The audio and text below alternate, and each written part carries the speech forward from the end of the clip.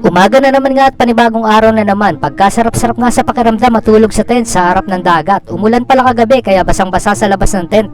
Napakaganda nga ng sunrise dito, parang nakatingin ka nga lang sa painting. Nang huli nga pala kagabi sila Kuya Mac at Kuya Noy sa dagat dahil saktong hibas o low tide. Madami pala silang nahuling isda, saang at iba pang uri ng mga shell. Talagang mayaman nga ang isla ng Iniwaran sa mga ganitong klaseng uri ng laman dagat. Siguro na rin dahil na pangalagaan nila ang coral reefs o bakura sa kanilang isla. Alam naman natin na pag healthy ang coral reefs, Jack, masagana ang mga lamang dagat dito.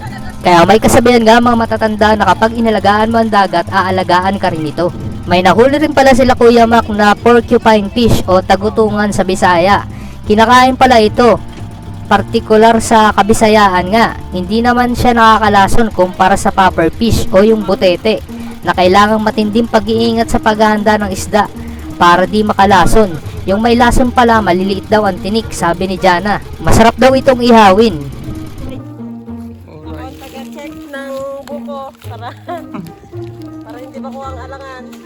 Pagkatapos nga ay pumunta kami dito sa Koprahan ni Kuya Ruel para kumuha ng pambuko salad. Ito, nandito kami sa Nyogan. Pagkakaros kami ng pambuko salad mamaya. Birthday nun. Yung nakaupo yun. Magkakaros kami. Kung bibili nyo to sa syudad, 45 ang isang ganto. 45 yata o 60 sabihin yan. Pero yung per kilo doon, 110. Dito libre kasi si Kuya Roel. Kuya Roel ba? May-ari nitong yan, napakalawak. Tingnan nyo. Lawak ng ano. Butuan. Tapos ayan, kuprasan din yan. Additional income. Ang pinakapangunahing trabaho dito ng mga tao, pangingisda at saka yung kuprasan. Nakikita nga natin na nagtatapas o nagbabalat ng nyog gamit ang tapasan ang mag-asawang ito na tauhan ni Kuya Ruel sa koprahan niya. Pag ganito ang tag-init, okay na okay ang pangungopra. Bumabaraw silang mag-asawa sa bundok dahil napakahirap ng buhay doon kumpara dito sa may tabing dagat. Kung papansinin pala natin, may mga ibang nyog na may mga sunog sa baba nito. Sinusunog pala dito yung mga bunot. Yung uso kasi ng bunot ay nagsisilbing pesticide. Andito pala kami ngayon sa balon, ang kuha ng tubig tabang ng taga-isla. Bawat lugar nga dito ay may balon, yung iba nahaluan na o napasukan na ng tubig alat. Pero itong iniigiban namin ay purong tabang. Tapos dun sa pinakadulo sa Kastilyo, purong tubig tabang din dun. Sayang ng tubig, no? Ang pambuhos pala sa CR nila ay doon na mismo sa dagat kinukuha. Magandang mag-igib nga dito sa madaling araw o maagang maaga dahil maraming tubig na pondo ang balon kumpara kung makikipagsabayan ka sa nagsisipag-igiban pag rush hour o gising na yung mga tao para gumamit ng tubig para sa kanilang mga daily routine na kailangan gamitan ng tubig. Walang masyadong ganap sa araw na to mula pala sa pinag-i-stayan namin sa Palunglungan. Naglakad-lakad nga kami at nakarating nga kami dito sa Quebrada. Medyo lumevel up nga itong sitio ng Quebrada. Dito ay may school at court. Tapos pansin ko lang sa mga bahay, may mga bakod na maliliit sa harap nila. Yung kawayan na may pintura, siguro utos yun ng kapitan nila. Pupunta nga sana kami sa Katindoy, dulong sitio ng isla, kaya lang napaurong na kami dahil malayo pala kung lalakarin. Bumalik na nga lang kami sa Balunglungan. Pagdating nga namin sa bahay ni Kuya Mac, napakalaki nga ng pinakukuluan niyang cuttlefish. Pusik dumot o sa Kabikulan, tinatawag pala itong kulambutan.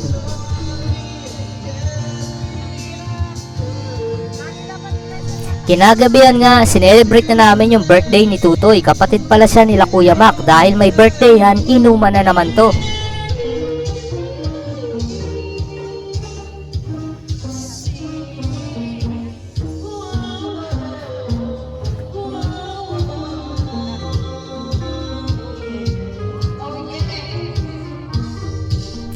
Bigla nga palang umulan at tumutulo yung trapal dito sa labas kaya pumasok na kami dito sa loob. Medyo mga lasing na nga kami dito. Hindi pala medyo, talagang lasing na dahil pinaghalo ba naman ng Alfonso at Gin. Talagang nakakabangenge yun.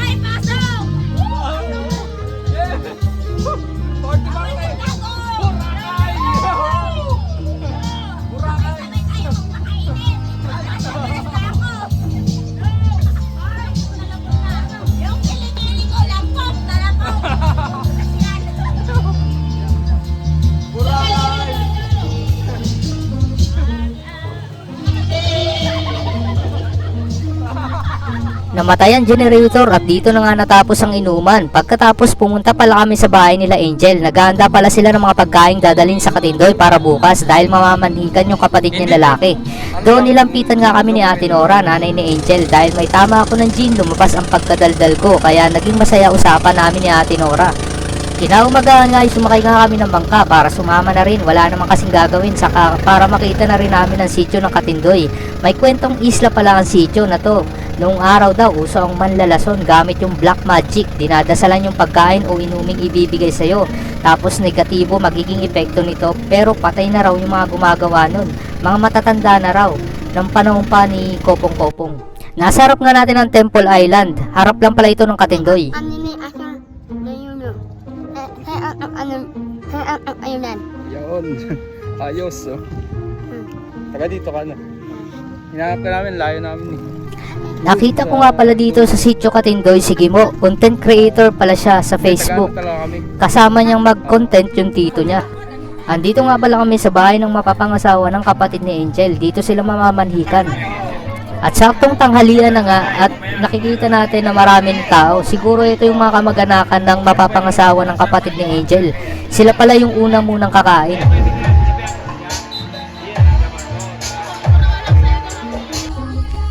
Pumasok na nga yung team balunglungan dito sa loob ng bahay at dito na kami kumain.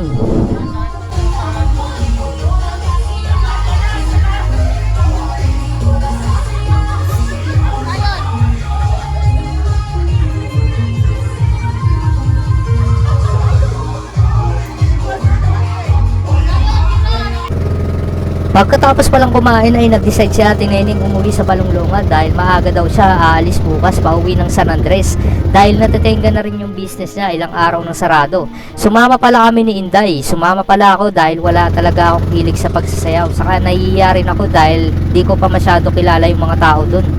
Pagkahapon nga ay nag-swimming pala kami dito sa Berga Beach dahil last day na pala ito ni Ate Nene sa Inirawan Island. Naisipan naming mag-swimming dito.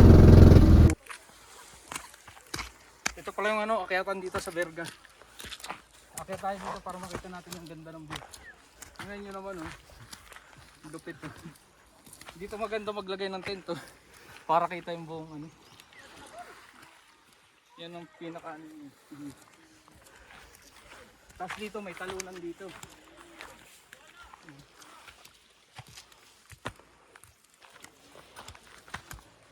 Yan ang view, ang ganda, oh.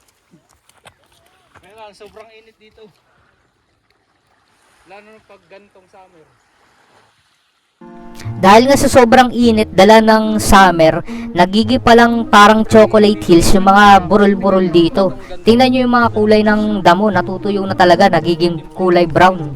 Pero pag sumapit naman yung tag-ulan, magigi ulit tong mga berde. Meron pa to.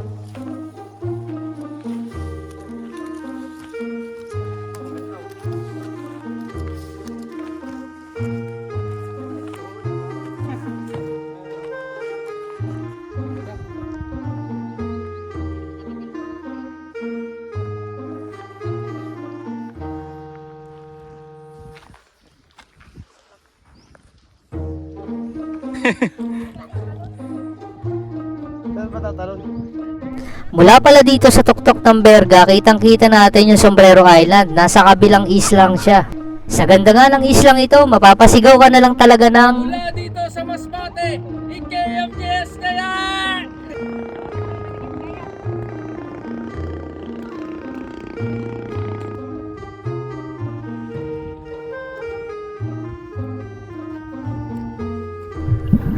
At nagsimula na nga ako ditong lumangoy-langoy. Inipit ko nga lang yung camera ko dito sa may ilalim ng dagat, sa may batuhan.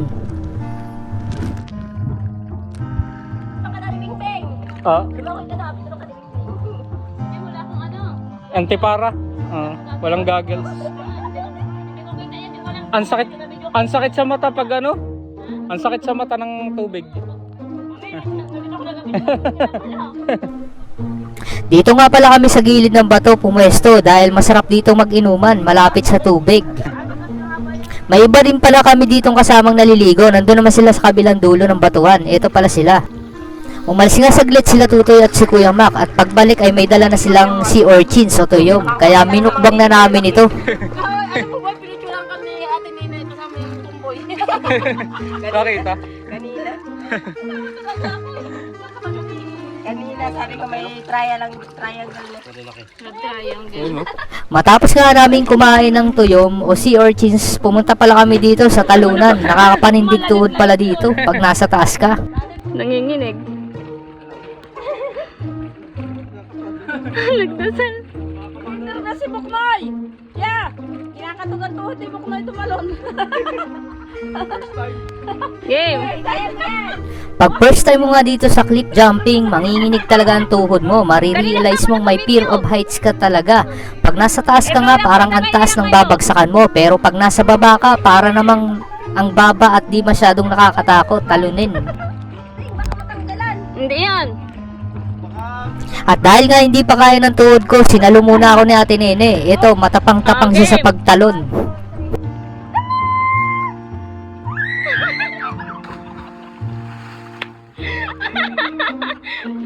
Parang balyena.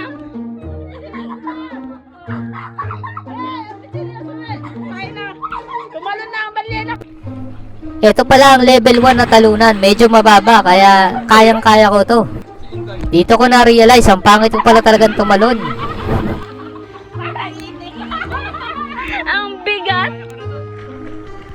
Ito pala si Tebebeng. Susubukan niya pala yung level 2 na talunan dito. Maging siya ay nanginginig yung tuhod sa umpisa.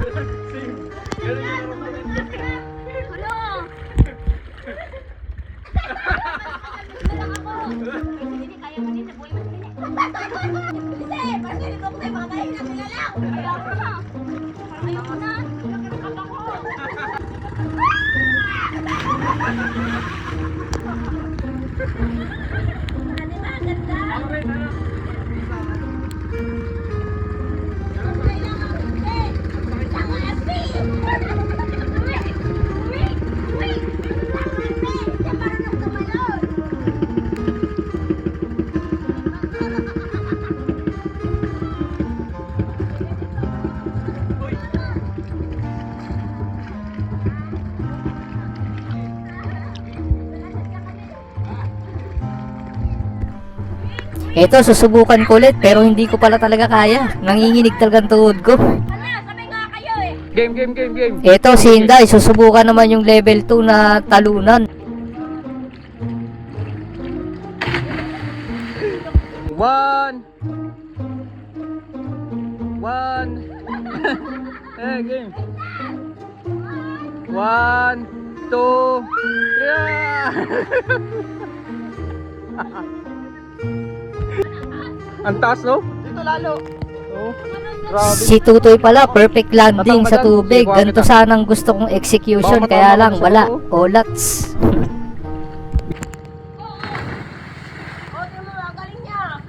Oh, galing.